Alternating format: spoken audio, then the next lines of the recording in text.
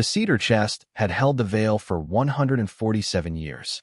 Elara knew this because her mother had told her, sitting on the edge of this same bed in the last winter of her life, her hands folded in her lap, with the careful stillness of someone who had learned to conserve what little strength remained to them. The veil had been made for her great-great-grandmother, her mother had said, her voice soft with the particular tenderness she reserved only for things she would not be able to give in person. It had been sewn in Bath. It had traveled to London and then to Devonshire and then to this house, this room, this chest that smelled of cedar and time. It had survived a house fire in 1794. It had been worn by every Ashby bride since the century before last, each woman lifting its silver-threaded edges with trembling hands on her wedding morning and feeling, her mother had said, the weight of all those women who had gone before her. It will be yours, her mother had said. When your time comes, it will be yours. Her time had come and gone, and the veil was not here. Elara stood at the open cedar chest, her palm pressed flat against its empty interior, feeling the absence like a wound that had not yet decided whether it intended to bleed. The scent of cedar rose to meet her, clean and indifferent, carrying nothing of the silver threads, nothing of the delicate lace, nothing of the 147 years of women who had once lived inside this small, precious rectangle of wood and time. The chest was not merely empty. It had been emptied. There was a difference, and Elara knew it the same way she had come to know all the differences in this house quietly, precisely, and with a grief she refused to let show on her face. If you are enjoying this story so far, don't forget to hit the like button and subscribe. Drop a comment telling me where in the world you're watching from. I love hearing from you. She closed the chest with careful hands. Not a slam. Never a slam. In 8 years of living under Lady Dorothea Ashby's roof, Elara had trained herself out of every impulsive expression of feeling. Slammed doors, raised voices, tears that arrived uninvited. These were the luxuries of people who had not yet learned that emotion, in this house, was simply another resource to be extracted. She stood in the quiet of her mother's old room for a long moment, her hand resting on the lid of the chest, breathing steadily. The morning light came through the window in pale columns, illuminating the dust that moved through the air like slow, indifferent snow. Outside, she could hear the house beginning to stir. The clatter of pots from the kitchen, the brisk footsteps of a housemaid crossing the entrance hall below, and beneath it all, threading through the ordinary sounds of morning like a bright, poisonous ribbon, the voice of her stepmother giving instructions. Elara had not needed to be told that today was important. She had known it for 6 weeks, since the letter had arrived bearing the Wycliffe crest in midnight blue wax. She had known it from the way Dorothea's eyes had lit with the particular sharp gleam they acquired whenever she sensed opportunity approaching. She had known it from the 43 yards of ivory silk that had subsequently been ordered from London, and from the new pianoforte delivered to the front parlor at considerable expense, and from the French dancing master who had appeared 3 times a week to address what Dorothea described as certain deficiencies in her daughter's presentation. She had known it, most of all, from the quiet disappearances, things that had belonged to Elara's mother, moved and sold and absorbed into the preparations with the smooth efficiency of a household that had long since stopped pretending they were not being taken. The veil was simply the last of it. Elara released the chest. She straightened her spine, smoothed the front of her dress, a pale gray morning gown that had been passed over in the great wardrobe reorganization because it was too plain to be repurposed, which meant it was the only thing she owned that still felt entirely like hers, and went downstairs to face whatever this day intended to bring. She had been 20 years old when her father died. 20, and old enough to understand exactly what his death meant. The end of whatever slight protection his presence had offered against the woman he had married when Elara was 12, and the beginning of the particular variety of careful, relentless diminishment that Dorothea Ashby had apparently been conserving her energy for throughout those intervening years. Sir Edmund Ashby had been a gentle man, in both senses of the word, a man of genuine kindness and aristocratic bearing, who had loved his first wife with a devotion that had rendered him, in the years following her death, somewhat defenseless against a widow of intelligence and patience and very specific ambitions. He had not seen what Elara saw, or perhaps he had seen it and had not known how to name it, which amounted to the same thing in the end. In the 3 years since his death, Elara had become, by careful degrees, almost invisible.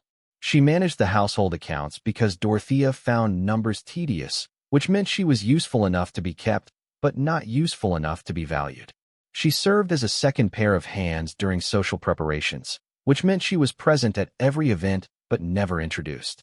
She sat at the far end of the dinner table, spoke when spoken to, and had learned to make herself so thoroughly unremarkable that most of Dorothea's acquaintances had forgotten, if they had ever truly known, that Sir Edmund's daughter from his first marriage was anything other than a distant relation who had come to help with the house. Only Cecily, her stepsister, occasionally acknowledged her existence, and that acknowledgment took the form of a particular variety of casual cruelty that was worse, in its own way, than outright antagonism. Cecily Hartwell, she went by Hartwell still, her mother's maiden name. As though even the pretense of sharing a family with Elara was too much to endure, was 20 years old, golden-haired, and possessed of a beauty so bright and conventional that it blinded people to the absolute emptiness behind it. She was not unintelligent. Elara had long suspected that Cecily's vacancy was as cultivated as Elara's own invisibility, a deliberate performance of the kind of decorative simplicity that men of title and fortune apparently found reassuring. What lay beneath it, Elara did not know, because Cecily had never permitted her close enough to look. Today, Cecily was to be looked at by a duke. His Grace Sebastian Wycliffe, the Duke of Wycliffe, had been a ghost in London society for nearly 4 years. This was not unusual for men of his position and temperament. There were always young dukes who disdained the season, who found the annual ritual of balls and card parties and careful matrimonial maneuvering somewhere between tiresome and actively offensive. What made Wycliffe particular was the manner of his withdrawal. He had not retreated out of shyness or grief or the ordinary pressures of estate management. He had, by all accounts, simply decided that society was beneath his investment and had proceeded to live as though it had ceased to exist. He ran his estates with a precision that bordered on the clinical. He corresponded with his solicitors and his stewards and, occasionally, his peers in Parliament on matters of genuine consequence. He did not attend balls. He did not pay morning calls. He had refused, in the span of the last 3 years, no fewer than 11 formal introductions to eligible young women arranged by his grandmother, the Dowager Duchess of Wycliffe, with a politeness so exact it had apparently made grown women weep. No one quite agreed on why he had finally consented to visit the Ashby household. The Dowager was said to be involved. She was always said to be involved in anything concerning her grandson that she could not otherwise control.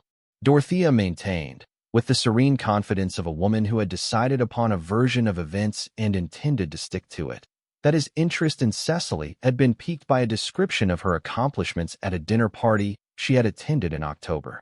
Elara suspected the truth was considerably more transactional than that. The Wycliffe estate required an heir.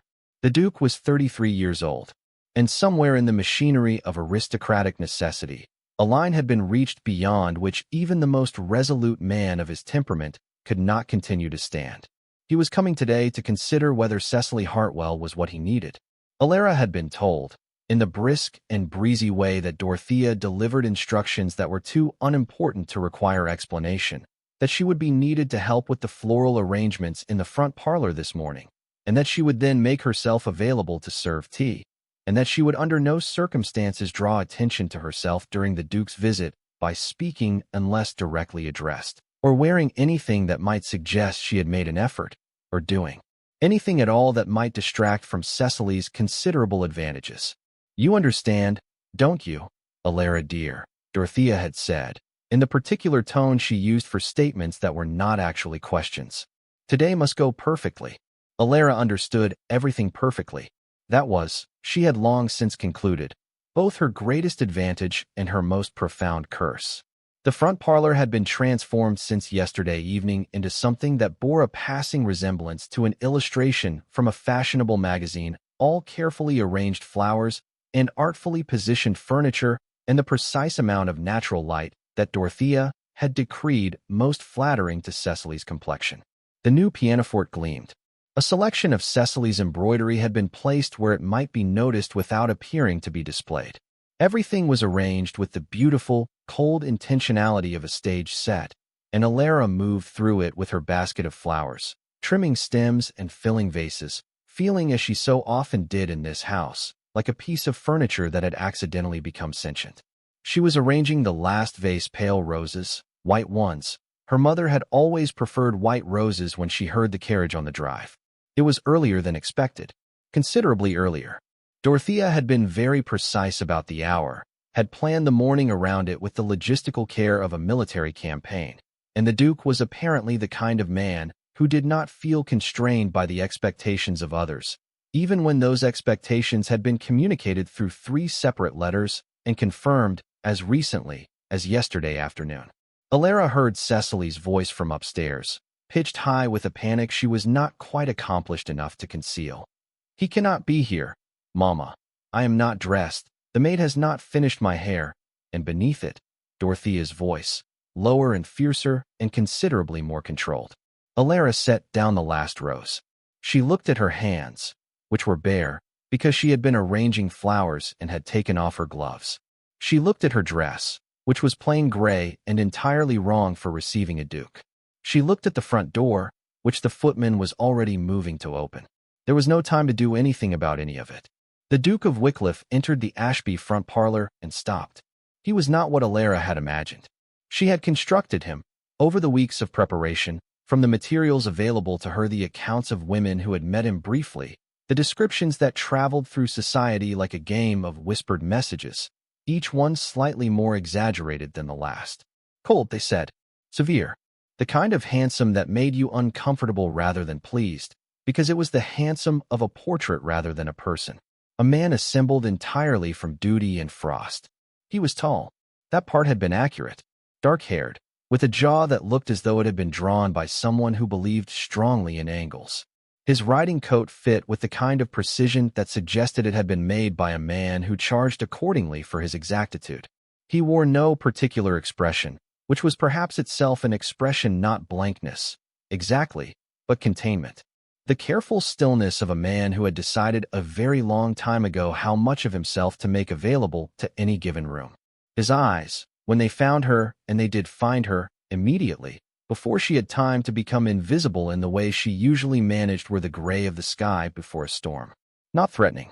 Simply the color of something that had not yet decided what it intended to do. "I appear to be early," he said.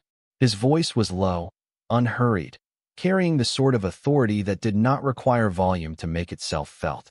"You do," Elara said, because it was true, and because the footman was frozen in the doorway with the expression of a man who had not anticipated needing to manage this particular situation alone, and because Dorothea was still somewhere upstairs addressing Cecily's hair.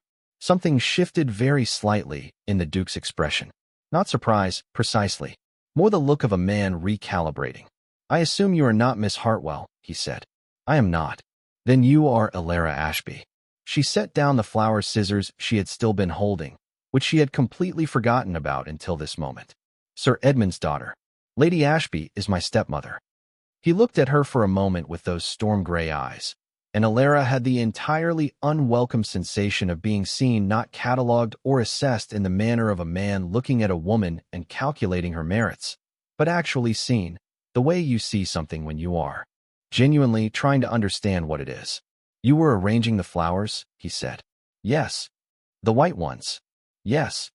"They're very good," he said, which was not what she had expected him to say, and which she suspected was not what he had expected to say either, because something flickered across his face afterward that looked very much like a man who had surprised himself. Elara became aware, in the silence that followed, of several things simultaneously. That she had flowers somewhere on her left sleeve from the kitchen, where she had been earlier.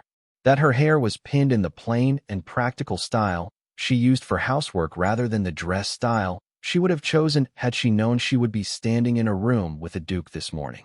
That the roses behind her smelled of her mother, somehow, despite everything, that particular clean white scent that belonged to no other flower. And that the Duke of Wycliffe was still looking at her with an expression she could not name, and had not looked away. "Your Grace." Dorothea's voice came from the doorway like a crack of cold air. Elara turned to see her stepmother descending the last of the stairs with the expression of someone who had rehearsed their entrance and was furious at being denied it. "What an unexpected pleasure. We had understood you to be arriving at 11. My road was clear, the Duke said, without looking away from Elara for another half-second before he turned with the unhurried courtesy of a man who controlled the timing of every encounter he entered. I trust my earliness is not an inconvenience. Of course not, Dorothea said, and her eyes traveled to Elara with the swift, precise efficiency of an architect spotting a structural problem. Elara, dear, I believe Mrs. Harrow needs you in the kitchen. Mrs. Harrow has managed perfectly well, Elara. The word was soft, pleasant, laced with the particular quality of instruction that required no further elaboration. Elara looked at the Duke. The Duke was looking at her, and his expression now was something she could almost read, not quite curiosity, not quite something else, but the beginning of something that wanted to be one or the other. She thought of the cedar chest. She thought of her mother's veil, gone now into whatever future Dorothea had sold it toward. She thought of all the rooms she had been asked to leave, all the conversations she had been excused from, all the mornings she had woken in this house, and reminded herself that endurance was its own kind of dignity. She curtsied, not to Dorothea, to the Duke. Your Grace, she said, and left the room. She did not go to the kitchen. She went to the garden, because the garden was the one part of this estate that Dorothea had not yet found a way to make feel like belonging to someone else. It was November, which meant the garden was mostly bare bones and cold air, and the kind of beauty that required some willingness to look for it, the silver brown of dormant rose canes, the dark architecture of the elm at the garden's far wall, the frost on the dead leaves that caught the thin morning light and held it, briefly, like borrowed treasure. She sat on the bench beneath the elm and tried to feel nothing in particular.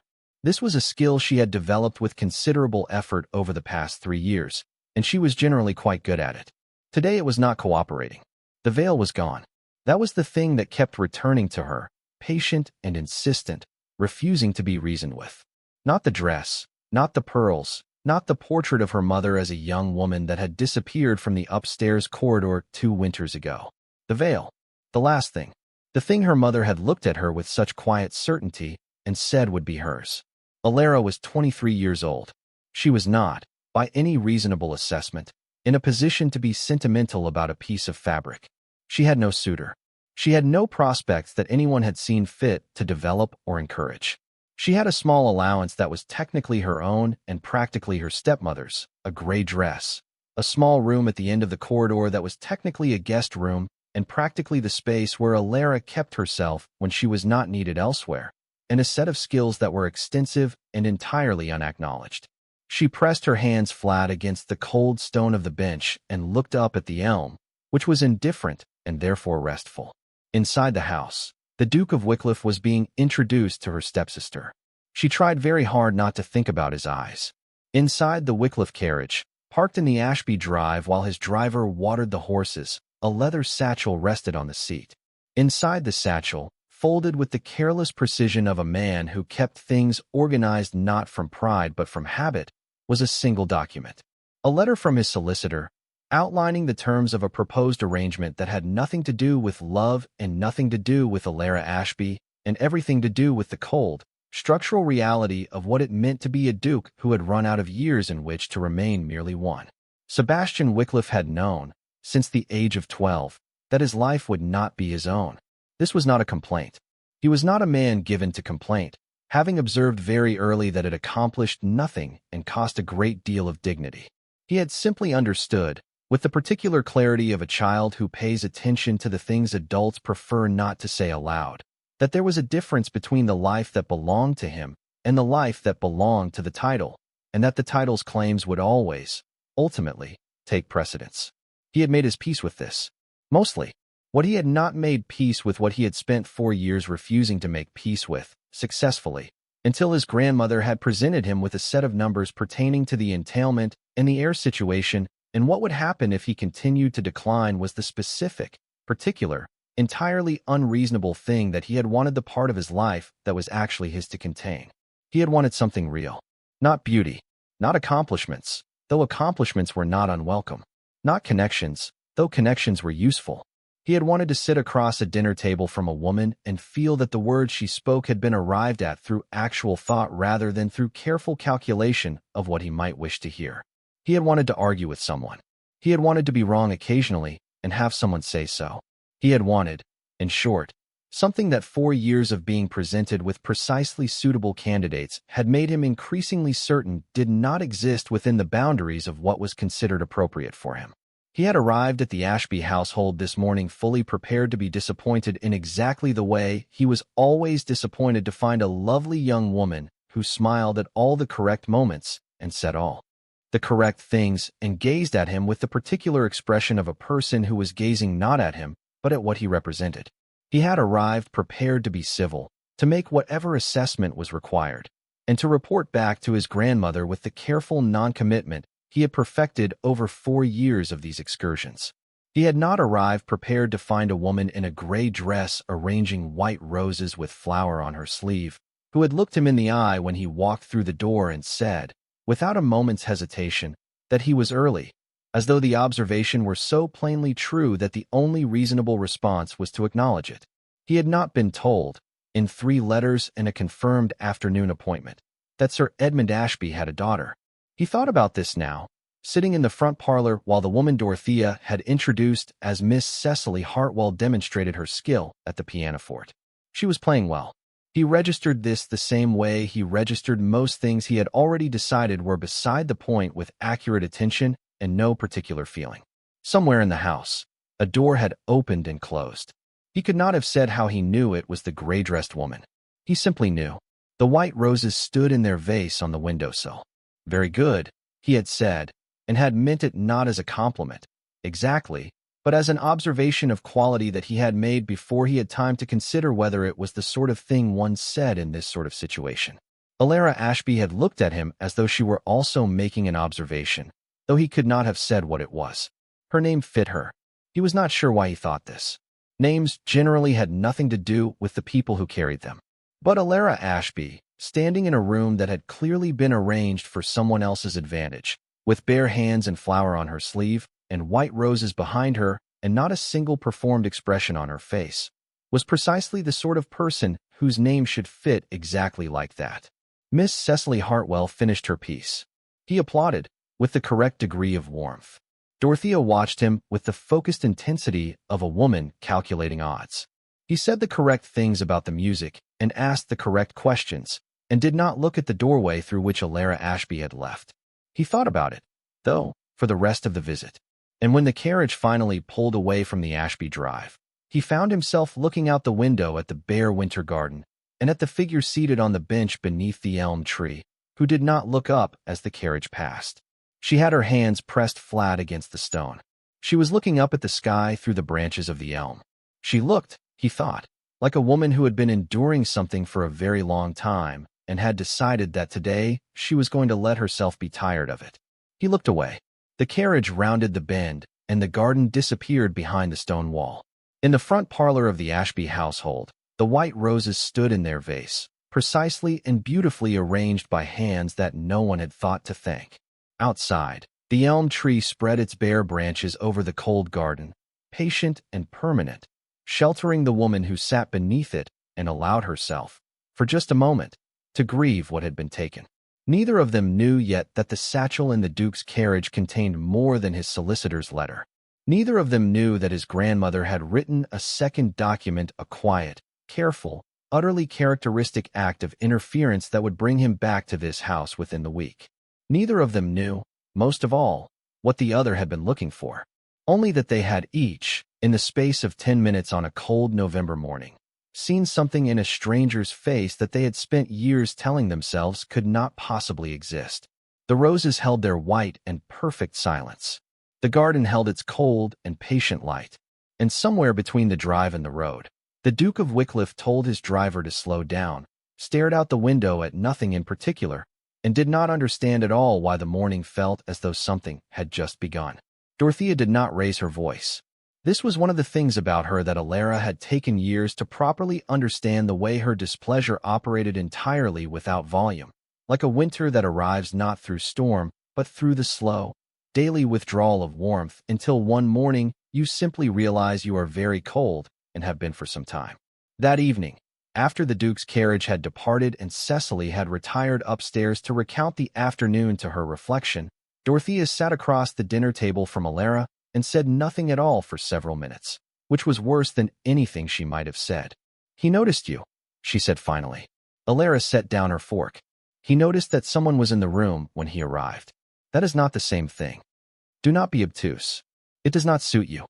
Dorothea touched the edge of her wine glass with one gloved finger. She had not removed her gloves for dinner, which she never did when she wanted to remind people that she was observing rather than participating. "He looked at you twice. I was standing between him and the fireplace." Elara, the name, said like that, with that particular downward pressure, was a sentence in itself. "You understand what today was meant to accomplish. You understand what this family requires. And you understand, I trust, what your position in this household depends upon." Elara looked at the roses in the center of the table. She had moved them from the parlor because it seemed wasteful to let them wilt in an empty room. She had arranged them this morning. They still looked very good. "I understand everything," she said quietly. "Then we shall not need to discuss it again." Dorothea lifted her wine glass. "You will make yourself considerably less visible during his next visit." "Will there be a next visit?" The corner of Dorothea's mouth moved, and Elara recognized the expression, the small, private satisfaction of a woman who believed herself to be managing several things at once, and managing them well. "His grandmother has been corresponding with me," Dorothea said. "The Dowager Duchess of Wycliffe is a woman of considerable foresight. She understands that her grandson requires guidance, and she is not above providing it indirectly." She set the glass down. "He will come again, and when he does, Cecily will be ready, and you will be invisible, as you are best at being." Elara said nothing. She picked up her fork again. She ate her dinner and she looked at the roses and she thought about the cedar chest and the absence that had been inside it, and she felt the familiar, exhausting weight of a life that continued to ask her to make herself smaller in order to accommodate other people's plans. That night, she wrote in the journal she kept in the drawer of her writing desk, the small, battered one she had owned since she was 14, which Dorothea had never thought to look for because it was not the kind of object one looked for if one had never needed to hide things in such objects. She wrote about the veil. She wrote about her mother's hands, how they had looked resting in her lap in that last winter, thin and still and entirely themselves even at the end. She wrote about white roses and flower on sleeves and the precise, strange sensation of being looked at by someone who appeared to be actually looking, rather than simply aiming their gaze in your direction. She did not write about the Duke by name. She was not sure why. 3 days later, a letter arrived at Ashby Hall addressed to Lady Dorothea in a hand that Elara did not recognize. She saw it only because she happened to be crossing the entrance hall when the post came, and because her eye was caught by the wax seal, not the Wycliffe crest in midnight blue, which she had come to recognize, but something older and more elaborate. A double seal, 2 crests pressed together, the kind used by people who wished to make clear that correspondence was coming from an institutional rather than personal authority. She did not read the letter. She was not in the habit of reading other people's letters, because whatever small powers remained to her depended on the accuracy of the information she gathered, and information gathered through surveillance was always colored by the surveilling. But she set it on the silver tray and watched Dorothea take it from the hall table 20 minutes later with the practiced unconcern of a woman who had been expecting it. Dorothea read it in the morning room with the door closed. When she emerged, her expression was arranged into its most pleasant configuration, which meant that something had happened that she was not yet certain how to use. "The Dowager Duchess," she said to no one in particular, in the light and musing tone of a woman thinking aloud, "is a remarkably thorough woman." She did not explain further. She went to find Cecily. At Wycliffe Park, 40 miles north of the Ashby estate, Sebastian had been doing what he always did when he did not wish to think about something working. He had gone through 3 months of estate correspondence in 2 days. He had reviewed the drainage reports from his northern properties, which required no review whatsoever and were in perfect order, because they always were, because he had spent years ensuring that they were. He had written 2 letters to his solicitor, one of which was substantive and one of which, he recognized in retrospect, was mostly an excuse to be writing something with sufficient concentration to crowd out other thoughts. The other thoughts were not cooperating. He had, in 33 years of a life conducted largely in the key of controlled rationality, been surprised by very few things. This was not arrogance. It was simply the result of paying very close attention to the patterns of human behavior and finding that, once you understood the patterns, most things announced themselves before they arrived.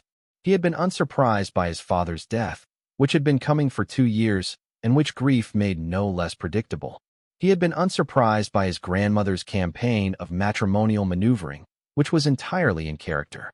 He had been unsurprised by 11 years of social obligation and 33 years of being the Duke of Wycliffe, which was a thing he had been preparing for since he was old enough to understand that the title was not a possession but a condition.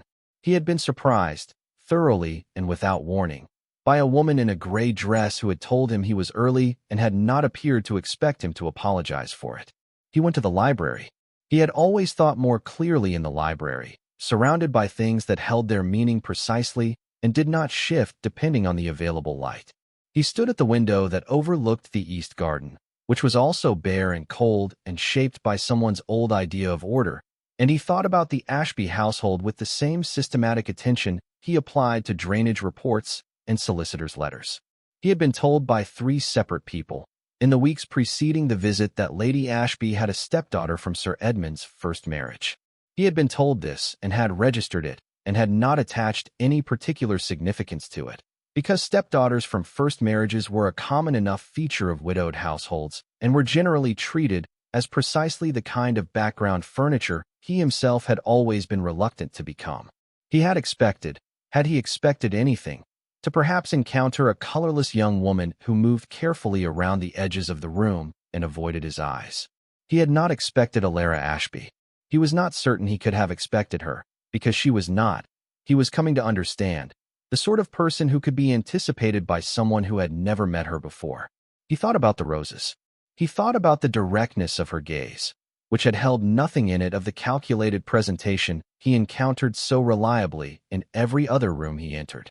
He thought about the flower on her sleeve, which had told him, in a single wordless sentence, that she had been working that morning, actually working, not performing the decorative variety of household engagement that young women of good family sometimes staged for the benefit of visitors.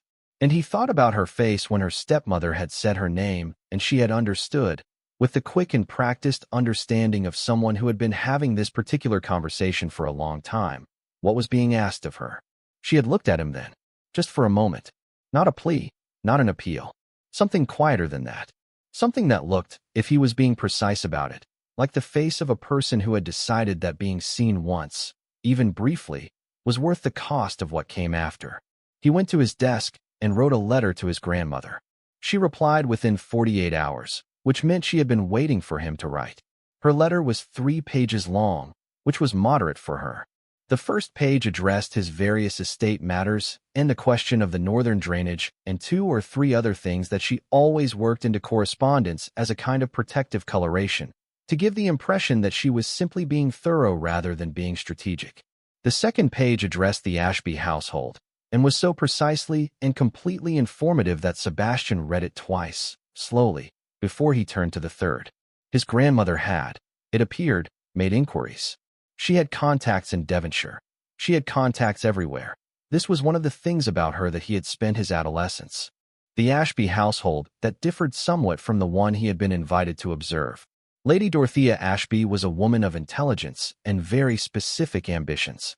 Miss Cecily Hartwell was her daughter by a first marriage, brought into the Ashby household when her mother had married the late Sir Edmund. Sir Edmund's daughter by his first marriage, one Miss Elara Ashby, had been living in the house since her father's death and was, by all accounts, managed rather than welcomed. The third page said, "I believe you should go back. I have some ideas about why. I will not list them here because you will argue with them, and I am too old to argue by post." Sebastian read the third page 4 times. On the 5th morning after his visit to Ashby Hall, he ordered the carriage. He brought the jewels because his grandmother had suggested it. In the particular way she suggested things, not as a directive, but as a casual observation that somehow made not doing the thing feel like the less reasonable option. The Wycliffe family jewels were kept in a case in the estate vault, and Sebastian had looked at them, on the morning of his departure, with the complicated and largely unsuccessful absence of feeling he brought to most things that required him to acknowledge what they signified. They were extraordinary. Generations of Wycliffe women had worn them, and they held the accumulated weight of all those lives in their settings and their stones. His grandmother had worn the sapphires on the day she was presented to court. His mother had worn the pearls at her wedding. He would give them to the woman he intended to marry. That was how it worked. That was what they were for. He put the case in the carriage and told his driver to take the southern road. Elara was in the still room when the carriage arrived. She heard the hoofbeats on the drive through the small, high window, and she heard the sound of the front door being opened with rather more haste than usual, which meant Dorothea had heard it too.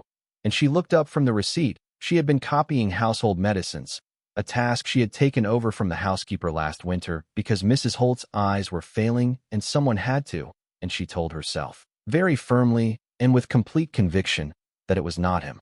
She stayed in the still room for 20 minutes, until she had finished the receipt and had carefully restoppered every bottle she had opened and had found that she had run out of plausible reasons to remain there. Then she went upstairs to the landing that overlooked the entrance hall, because she needed to cross it to reach the linen closet, and there was absolutely no other reason to be there. He was standing in the entrance hall. He was talking to Dorothea, who was arranged at the foot of the stairs in the posture she used for receiving significant company, spine very straight, head tilted at the precise angle that conveyed both graciousness and expectation. Cecily stood beside her in a morning dress of primrose silk that had arrived from London the week before and which had, Elara happened to know, been paid for by the proceeds of the sale of her mother's writing desk. The Duke was listening to whatever Dorothea was saying with the expression of a man who had decided to appear to listen while in fact doing something else with the part of his mind that was not deployed in managing his expression. He was wearing gray today, not the deep charcoal of his riding coat from 5 days ago, but a lighter shade. And something about the color she could not have explained this, and would not have tried to make him look less like a portrait and more like a person. He looked up. She did not move. She was on the landing, half in shadow, and there was no reason for him to look up, and yet he did, with the directness of someone who had known she was there before he saw her. If you are hooked on this story, make sure to subscribe and turn on notifications so you never miss an upload. Your support means everything and helps me bring you more emotional stories like this one. For a moment, neither of them did anything. Then Dorothea's voice, still pouring seamlessly in the direction of the Duke, changed pitch very slightly, the subtle shift of a woman who had registered something in her peripheral awareness and was deciding what to do with it.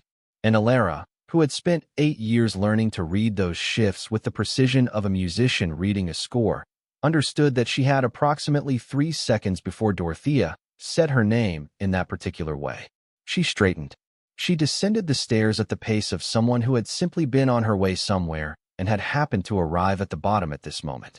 She kept her eyes on the 3rd step, and then the 2nd step, and then the floor, and then, because there was nothing else to look at that would not be remarkable in its avoidance, at the Duke. Miss Ashby. He inclined his head. Good morning, Your Grace. She curtsied. Then, because she was apparently incapable of leaving it at that, you are on time today. Something moved in his face, not quite a smile, but the structural precondition for one. I made an effort, he said. Elara. Dorothea's voice was 3 notes below its usual pitch. I believe Cook needed. Cook is managing perfectly well. I checked this morning. Elara turned to her stepmother with an expression she had also spent years developing. Pleasant, mild, and containing somewhere within it a quality that Dorothea had never quite been able to directly object to, because it was never quite objectionable enough to address without making the objection itself seem unreasonable. Good morning, Lady Ashby. Good morning, Cecily. Cecily looked at her with the bright, hollow pleasantness she used in public. Elara, what a quaint little dress. Thank you, Elara said. I think plainness has an underrated charm. There was a silence of perhaps 2 seconds, in which she was aware of the Duke standing very still and saying nothing, which was the particular kind of nothing that took up more space than words. His Grace has kindly agreed to join us for a walk in the grounds, Dorothea said, deploying her social voice over the silence like a cover being smoothed over something inconvenient. Cecily has been wanting to show him the south garden. The camellias are still in bloom, I was hoping, the Duke said, with a quietness that made the room attend to him. To see the grounds at my own pace, if that is agreeable. I find I understand places better when I can move through them without a fixed route. Dorothea's smile did not waver. Of course, Cecily can. I would not want to impose on Miss Hartwell's mourning. He looked at Elara again, and the look was so precisely without performance that it almost frightened her. "Miss Ashby, would you do me the courtesy of showing me the grounds? I understand you've managed the estate gardens since your father's death." The silence this time was long enough to be significant. She had not expected that. She had not expected him to know that, or to have thought to find it out, or to ask in front of Dorothea in the way that made it impossible to refuse without explaining why the refusal was being insisted upon. Dorothea's expression had moved through 5 distinct configurations in the space of 3 seconds and had settled on the one she used when she was managing a situation that was not behaving as planned. "Elara would be delighted," she said, in the tone of a woman accepting a negotiating term she intends to revisit later. "Cecily, darling, perhaps you might have the pianoforte opened, the south garden," Elara said. "The camellias are indeed still in bloom." She looked at the Duke. "If you will follow me, your grace." The south garden in November was not what it was in May. Elara knew this the way she knew everything about the grounds, not through the detached knowledge of an owner, but through the close, practical knowledge of someone who had knelt in the earth and worked it, who had turned soil in the early spring mornings before the house woke, and had pruned the dead canes in autumn, and had sat on the stone bench under the elm, and let the garden be the one thing in her life that was entirely honest about what it was. She had not expected to care about this garden when her father died. She had not expected to find in it what she found, the particular, quiet relief of working with things that required your attention without requiring anything else from you, that had no agenda, that did not need to be managed or appeased or outmaneuvered. Plants either lived or they did not. The soil was either right or it needed amending. Everything else in her life required so much interpretation, and the garden required only presence and honesty. She walked ahead of the Duke along the gravel path, speaking about the camellias in the matter-of-fact manner she used for things she knew well, the variety, the particular conditions they required, the small intervention she had made 2 years ago when the soil acidity had tilted wrong and the blooms had been refusing to open properly. She was not performing knowledge. She was sharing it, which was a different thing, and she was aware of him walking slightly behind her, listening in a way that felt like attention rather than politeness. "You did this yourself?" he said. "Not a question. The soil amendment?" "Yes. I read about it in one of my father's agricultural journals. He had a collection. He was interested in modern methods, though he never quite got around to applying them." "I did." "Your stepmother allowed it?" Elara glanced at him sideways. He was looking at the camellias with a thoughtful expression. "She did not notice," she said. He was quiet for a moment. Then, "She sold the roses from the east garden last spring. I was told they had been there for 40 years. She stopped walking. She turned to look at him, and found that he was already looking at her, and the expression on his face was not the careful neutrality of a duke in a garden with a woman he had just met. It was something more precise than that, something that had been aimed. "How do you know about the roses?" she asked. "My grandmother makes inquiries," he said. "About rose gardens?" "About households she has reason to investigate." He paused. The November air was cold and still between them. "My grandmother is a thorough woman. When she believes something is worth understanding, she understands it completely." Elara looked at him for a long moment. The camellias were very red behind him, incongruously vivid against the gray winter sky, and she thought that her father had planted them for her mother, and that her mother had loved them, and that Dorothea had tried to sell them too, but had been deterred by the buyer's estimate of their value. Some things survive by being worth less than expected, others by being noticed in time. "Why are you here?" she asked. She did not mean it unkindly. She meant it the way she meant all her questions, as a genuine request for accurate information. "You came to consider Cecily. Your grandmother writes letters about rose gardens. And now you are in the south garden asking me questions that I cannot work out the purpose of." Sebastian looked at her, and for a moment the containment he maintained so consistently slipped by a single degree, not enough for anyone else to have seen it, she suspected, but she was close enough and paying close enough attention. "I am trying to understand something," he said. "What something?" He did not answer immediately. He looked at the camellias, then at the gray stone wall of the garden, then back at her. "My grandmother's letter contained information about this household, about the management of the estate since your father's death, about certain things that have been sold." He paused. There was mention of a veil. The word landed in the cold air between them with the quiet weight of something dropped from a height. Elara did not look away. She had made a decision, somewhere in the 8 years of this household, that when something was true, she would not pretend it was not, even when pretending would have been easier. It was perhaps the single most impractical resolution she had ever made, and the only one she had never once broken. My mother's wedding veil, she said. 147 years old. It was sold a fortnight ago. I found the chest empty the morning of your first visit. Something shifted in his expression. I'm sorry, he said. Don't be. The words came out more quickly than she intended. She moderated her voice. I am sorry. I only mean apologies for things that cannot be changed are a kind of kindness I have not learned to accept gracefully. I know that the veil is gone. I know why it was sold and what the money was used for. Being sorry about it changes none of those facts. But it cost you something. It did. Something irreplaceable. Yes. He was quiet. She had the sense, unusual and disorienting, of being in the presence of someone who was taking her seriously in a manner she had not experienced for a very long time. Not the performative concern of people who asked how you were and wanted you to say fine. Something more structural than that. Something that intended to remain. Miss Ashby, he said finally, and his voice had changed in a way she could not precisely name. Dropped slightly, lost some of its formal precision, become the voice of a man rather than a duke. How long have you been managing this estate? Since my father's death. 3 years.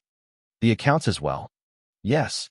The gardens and the still room and the household correspondence? Yes. And what is given to you for it? The question was direct enough that it surprised her. She considered lying. Not because she had any instinct for deception, but because the truth was the kind of thing one generally did not say in the presence of a duke one had met twice in a garden.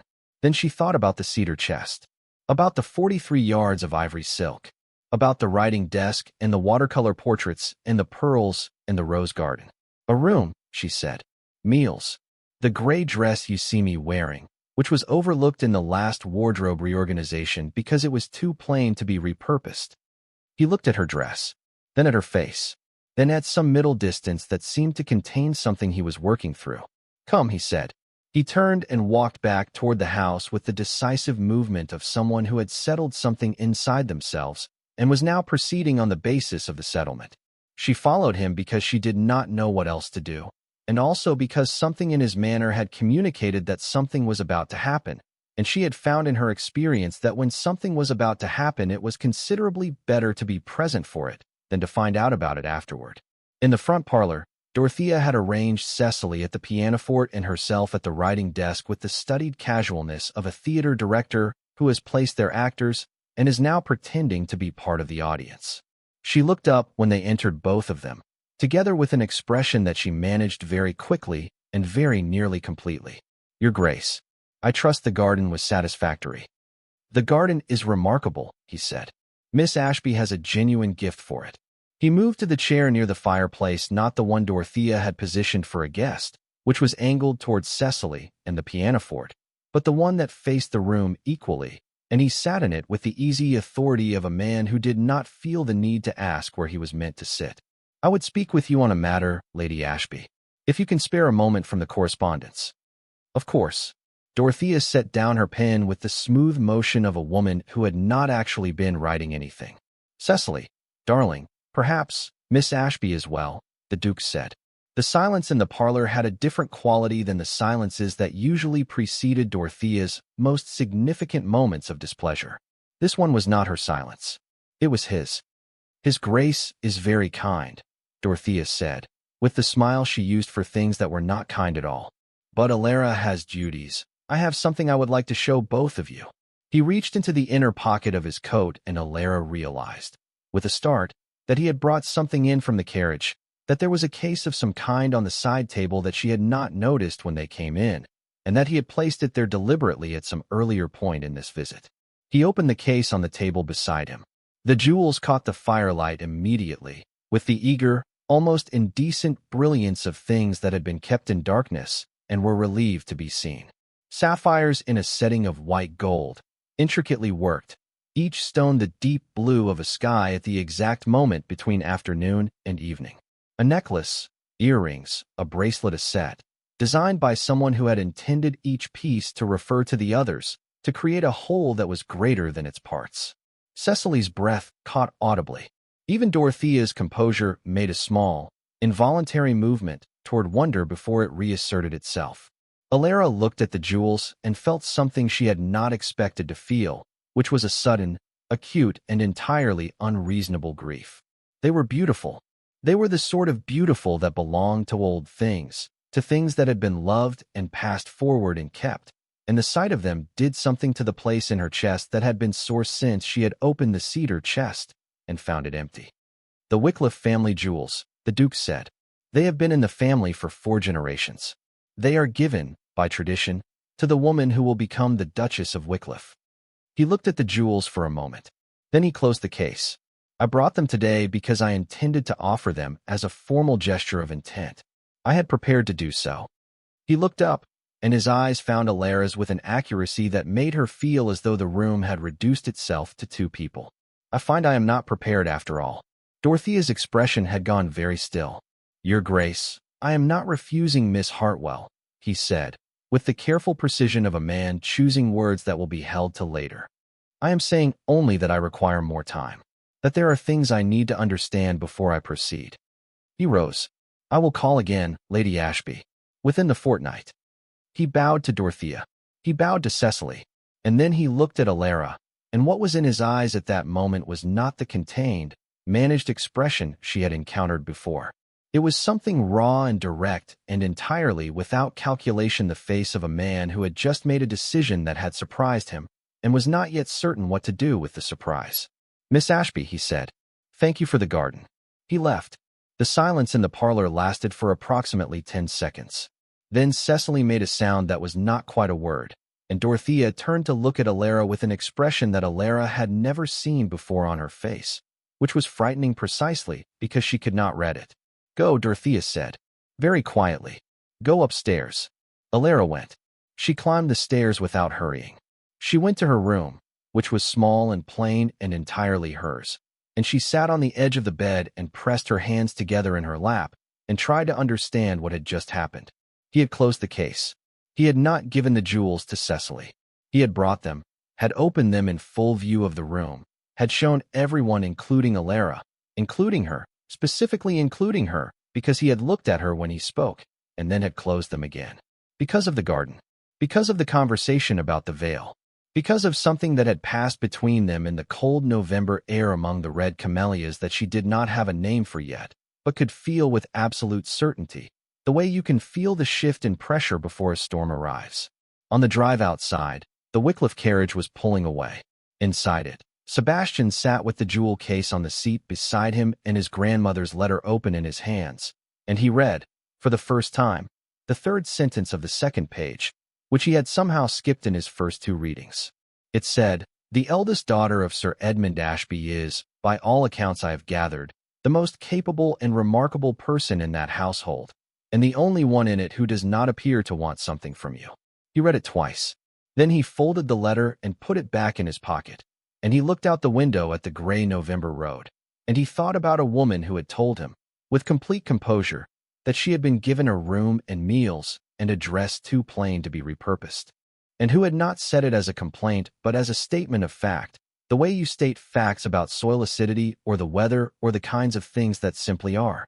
He thought about the cedar chest. He thought about what it cost to stand that straight for that long. The carriage moved north, back toward Wycliffe Park and its perfectly managed correspondence and its drainage reports and its 33 years of a life that had always known exactly where its edges were. He sat in the fading afternoon light, and the jewel case sat beside him, and the thought he was trying not to think arrived anyway with the unhurried certainty of things that have already decided to be true. He was going back, not in a fortnight, considerably sooner than that. There were things he intended to understand.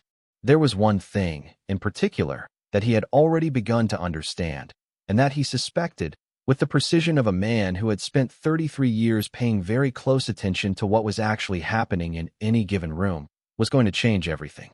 He pressed his fingers against the jewel case and felt the cold of the metal case beneath his palm.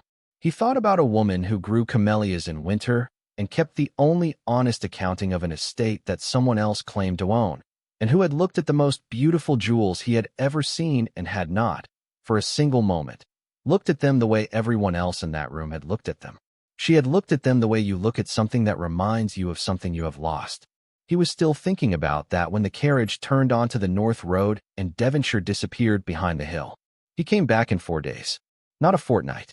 For days, which was either a statement or a confession, and Sebastian had stopped pretending it was anything other than the latter somewhere around the third morning of sitting in his library at Wycliffe Park, reading the same page of the same report without retaining a single word of it. He had not written ahead this time. He told himself this was because there were things that lost their truth in the writing of them, that existed only in the unmediated space between one person and another, and that what he intended to say required that space. He did not tell himself the other reason, which was that writing ahead would have given Dorothea time to prepare, and he was not interested in what Dorothea prepared. The Ashby drive was empty when his carriage arrived. The house had a different quality to it than it had on his previous visits, not quite still, but quiet in the way of places where something has recently happened, and the air has not yet decided how to settle around it. He noticed this. He noticed everything when it mattered. The footman who answered the door was nervous in the small, specific way of servants who have been instructed on a topic and are now confronted with a situation the instructions did not fully anticipate. Your Grace, Lady Ashby is not, that is, we were not expecting. Where is Miss Ashby? Sebastian said. The footman blinked. Miss Hartwell is in the Miss Elara Ashby. A longer pause. The footman's eyes moved sideways with the involuntary direction of a person whose body is more honest than their training. Sebastian followed the look. A door at the far end of the entrance hall. He crossed to it without waiting for an answer, because he had stopped being a man who waited for permission somewhere between the library at Wycliffe Park and the Devonshire Road. He opened the door.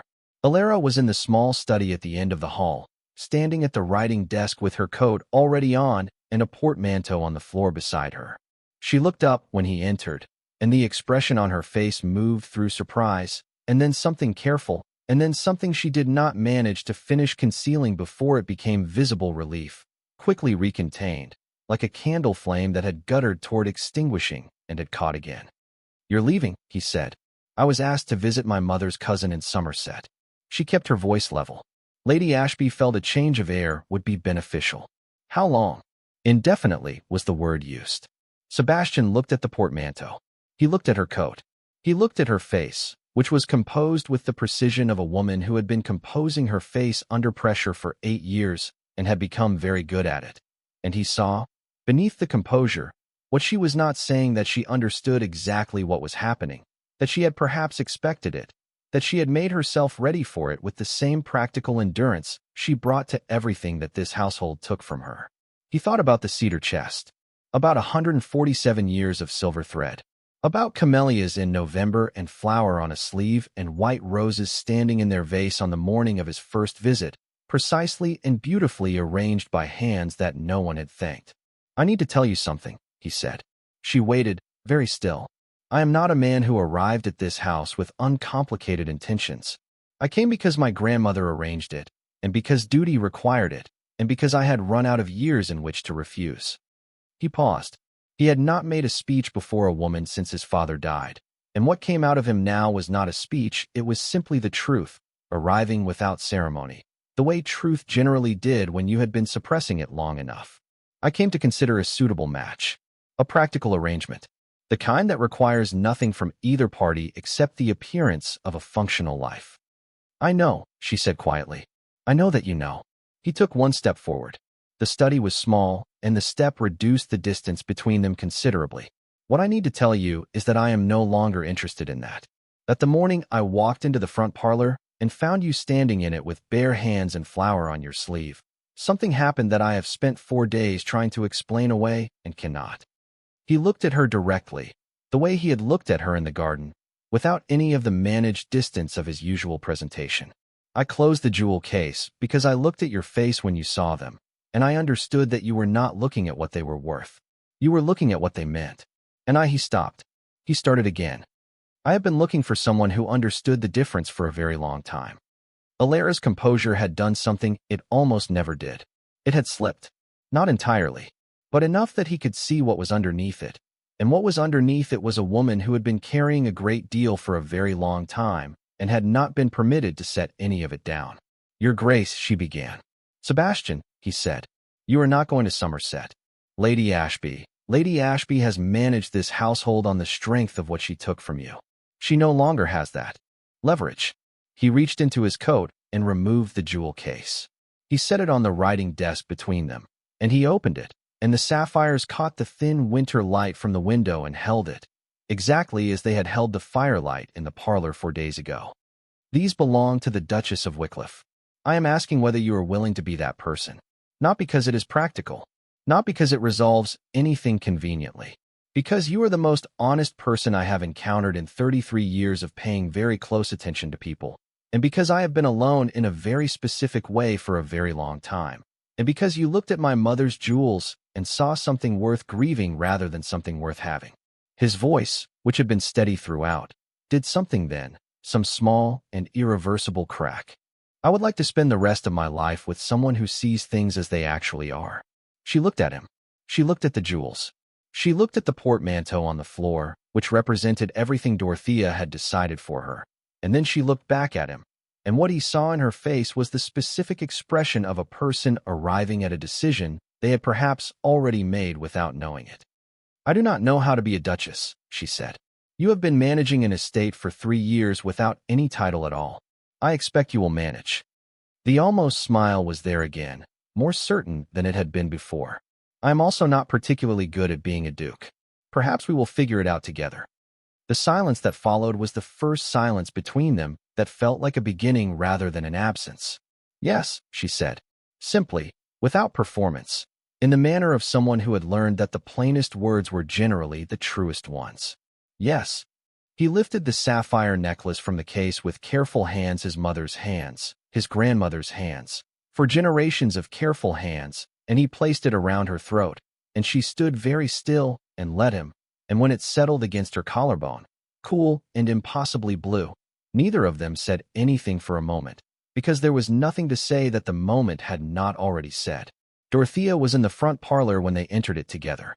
Cecily was at the pianoforte, not playing, watching the door with an expression that shifted and then settled into something that looked, beneath its bright surface, very much like understanding.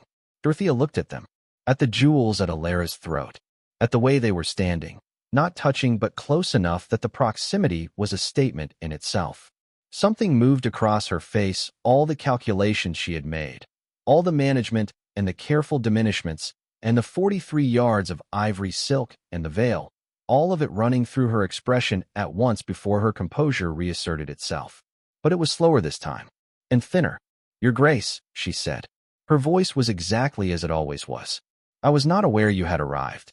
You will receive, within the week, a letter from my solicitor," Sebastian said, with the pleasant and completely immovable courtesy of a man whose decisions have been made. "Miss Elara Ashby has agreed to become my wife.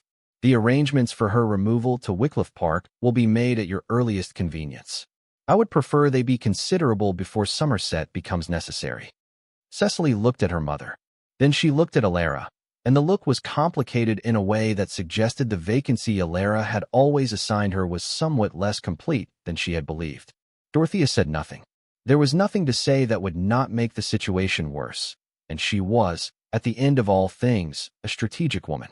She inclined her head with the precision of someone conceding a point in a negotiation they intend to revisit.